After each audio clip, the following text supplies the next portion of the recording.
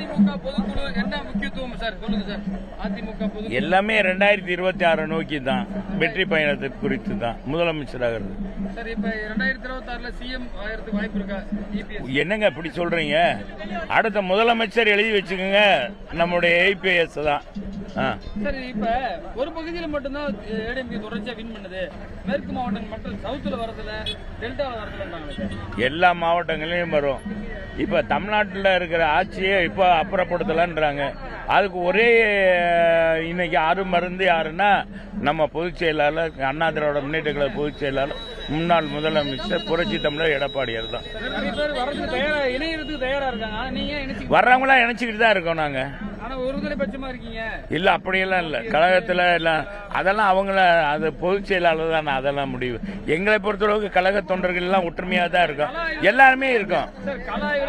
எல்லாத்தையுமே கடல் போன்ற இயக்கம் இதுல ஜனநாயக முறைப்படி ஒரு சில பேர் கருத்துக்கள் சொல்றாங்க.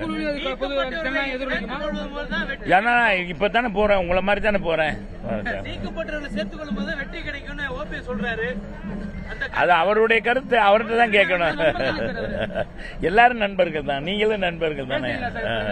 எல்லாரும் உடனே தான் பேசுவேன், உங்களோடையும் பேசுவேன், உங்களோட தான் பேசிட்டு இருக்கேன். போப்பா உள்ள.